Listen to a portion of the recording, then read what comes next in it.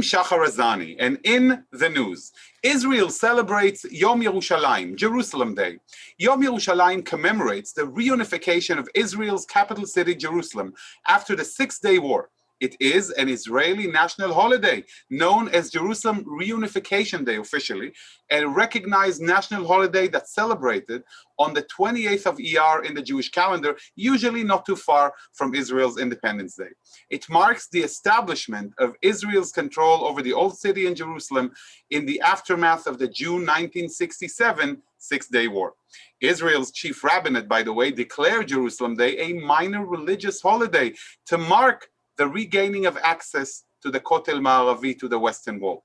Jerusalem became the capital city of the Jewish people in the time of King David, who conquered it and made it the seat of his monarchy. It was attacked and destroyed twice in antiquity, the second time by the Roman Empire in 70 CE. The destruction of Jerusalem was a watershed moment in Jewish history that began thousands of years of mourning for Jerusalem and exile, including, as we know, our official day of mourning every year on Tisha B'Av. During the ensuing 2 millennia of exile, Jerusalem remained the Jewish people's heart and spiritual capital. To this day, Jews face in the direction of Jerusalem for prayer, and Jewish services, as we know, are filled with references to Jerusalem.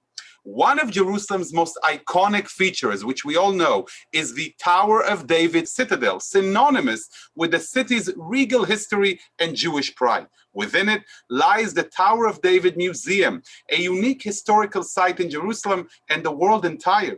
It uses innovative and exciting technology to tell the stories of more than 3,000 years, connecting past, present, and future. It beautifully looks out over the walls of the ancient city and into the distance, and receives visitors from all over the world to the old city through the main entryway, Jaffa Gate.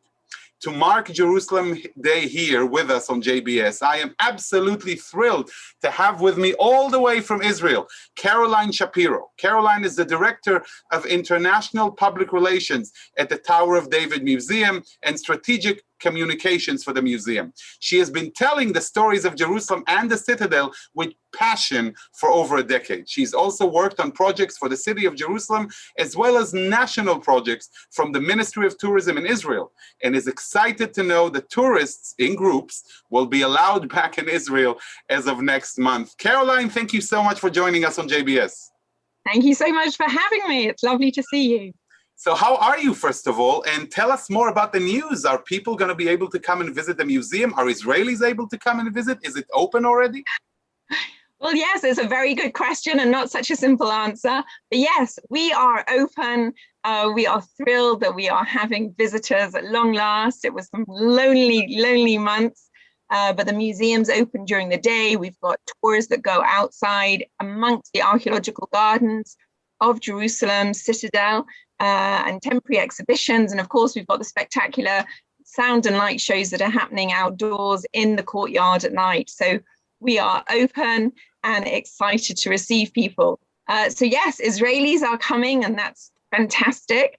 And we know that this month, actually, tourists from abroad will be able to come and visit. So at the moment, from what I understand from the Ministry of Tourism, the Ministry of Health, the people that are allowed into Israel at the moment are tourists that are coming in groups, or individuals are allowed to come in if they've got first-degree relatives. So if your children live here, if your parents live here, you're allowed to come and visit. And we're very much hoping that anyone who's vaccinated will be able to come in the summer. But again, those are our hopes, and I have nothing to actually confirm that as truth right now.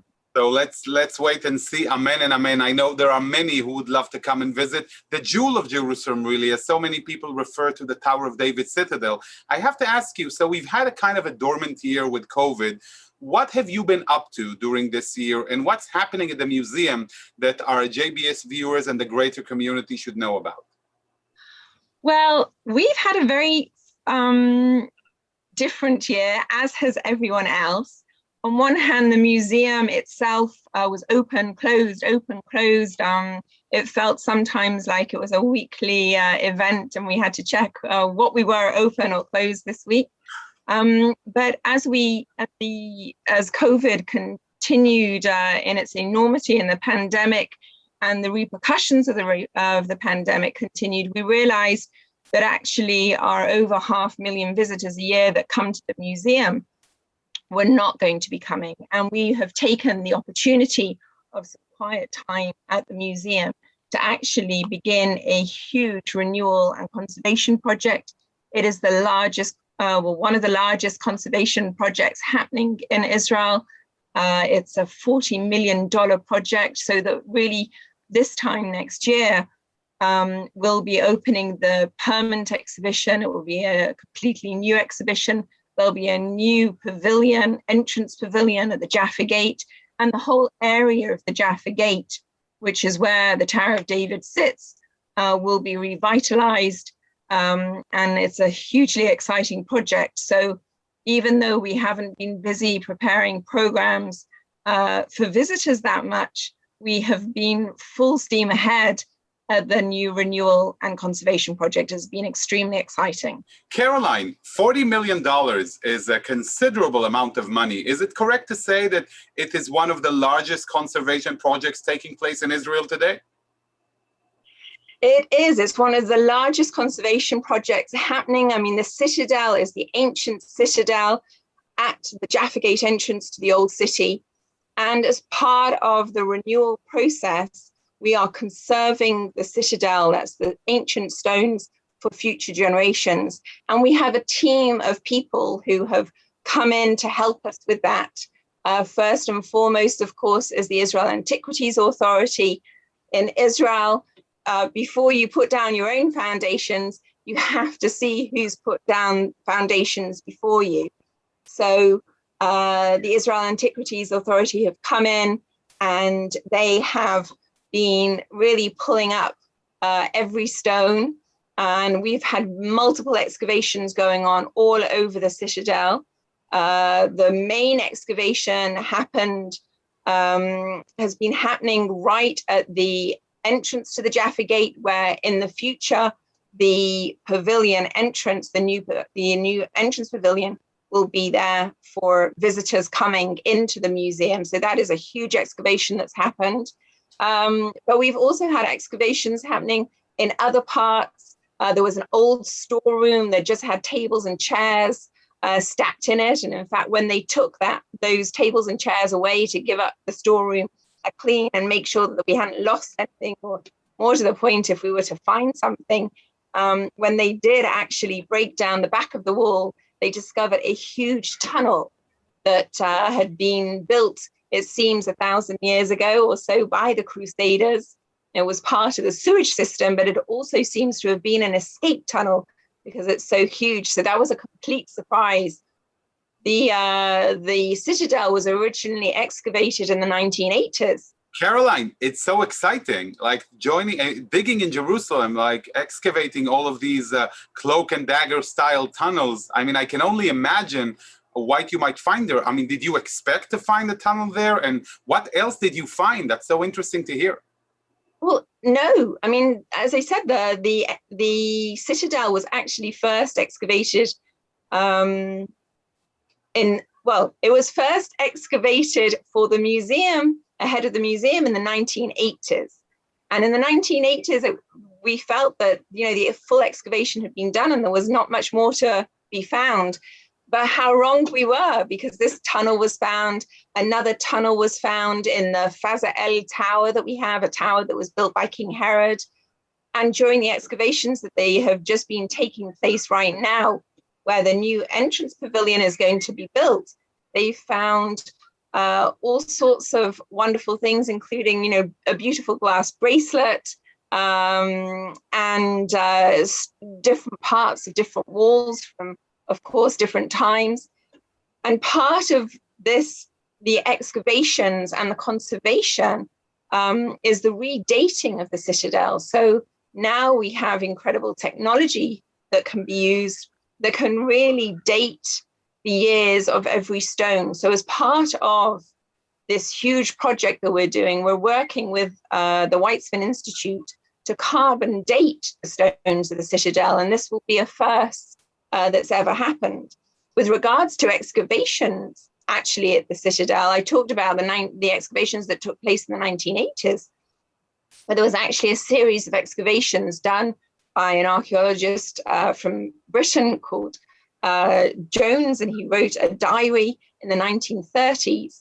And in fact, today's archaeologist, Amit Ra'em, who is the Jerusalem regional archaeologist from the Israel Antiquities Authority, took the information that had been written then to base his work upon for today. So it's very exciting. It's very, we wait all the time to find out what's going to be discovered next.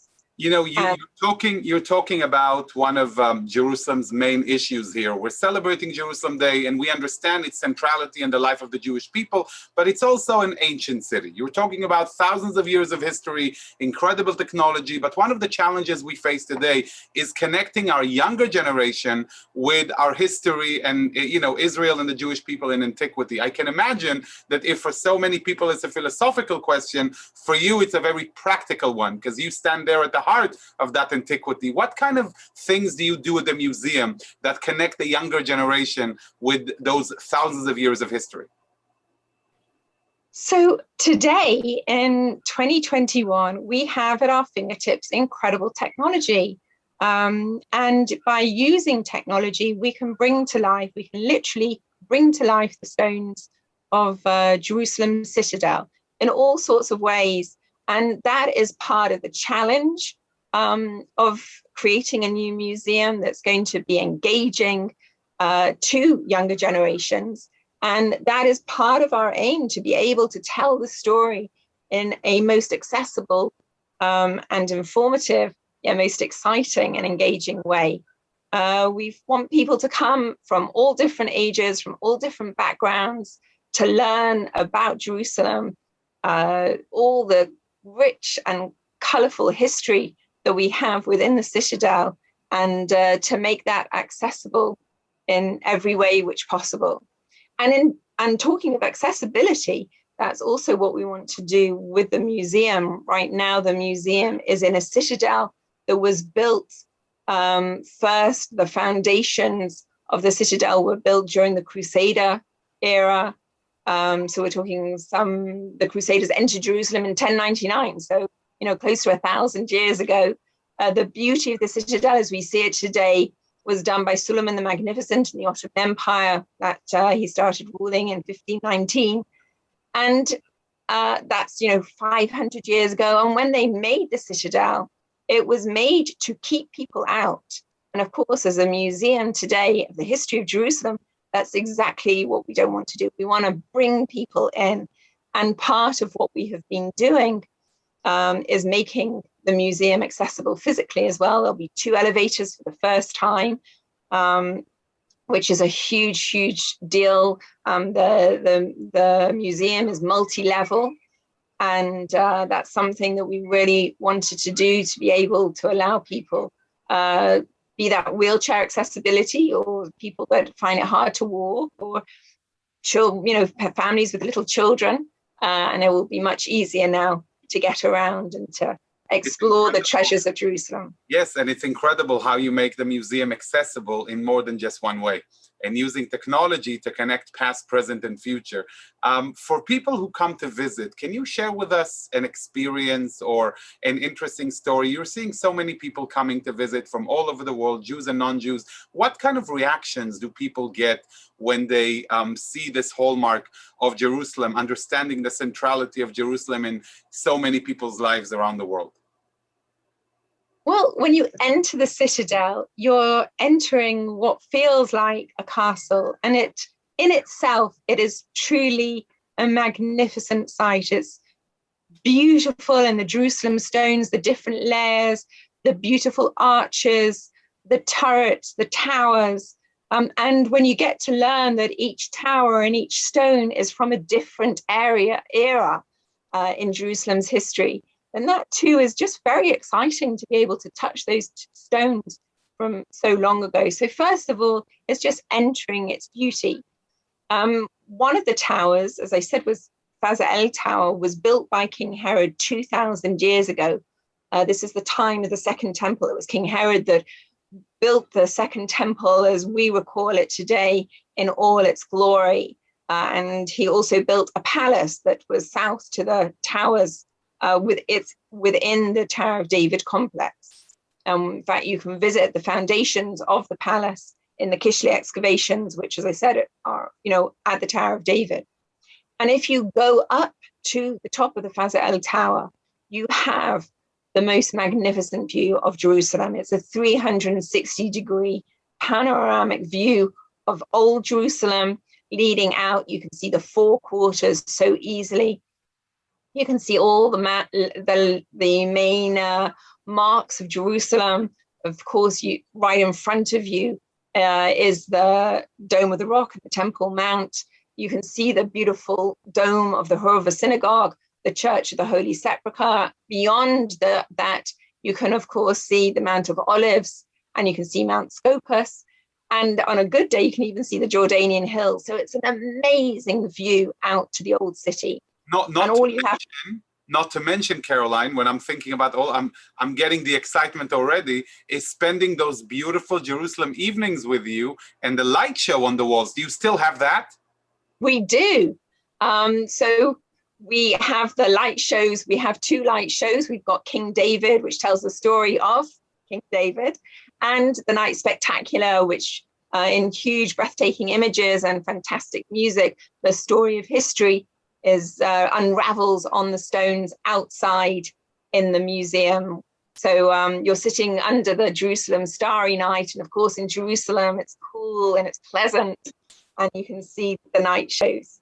Incredible! I can't wait for that moment to come already. And let me ask you, you were talking about this huge renovation project. How long do you expect it to take?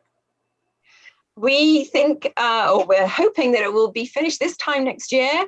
People coming will be walking into a new entrance pavilion that leads into the different guard rooms of the Citadel, where the new permanent exhibition will be displayed, telling the story of Jerusalem using technology, interactive ways of telling the story together with real artifacts that mark the different eras of Jerusalem's history. And we presume that will be open this time next year. So Caroline, speaking to us from the epicenter of Jewish history, from the city of Jerusalem on this Jerusalem Day, I want to ask you, what's your hope for the future? What do you hope to see sitting in that rich history and looking into what humanity can be and do together? Well, when you're standing on top of the Faza'el Tower, Shahar, looking over the old city of Jerusalem, I always think of the saying of heavenly Jerusalem and earthly Jerusalem. And at this very, very point of the Faza'el Tower, when you're really looking over the towers and the domes and the spires of the old city, you can't help but think of the millions of people that have come to Jerusalem with their prayers. And I'm sure that those prayers cover a multitude of wishes, but many, many, many, I am sure, are for the peace of the country, for peace of Jerusalem, and for the unity of everybody who lives. I hope that the treasures of Jerusalem can be respected by all, and that we get to see many people this time next year. We would like to know that everyone can travel and are healthy and well, and will be able to come, because we've missed it. Amen, amen. And I'm sure so many have missed you too. So just to conclude, Caroline, can you tell our viewers how to get in touch with you? What's your website? How do they get to learn more about the museum and what's happening? Opening hours, tickets, the projects, what's going on? So it's very, very easy. It is www.tod.org.il.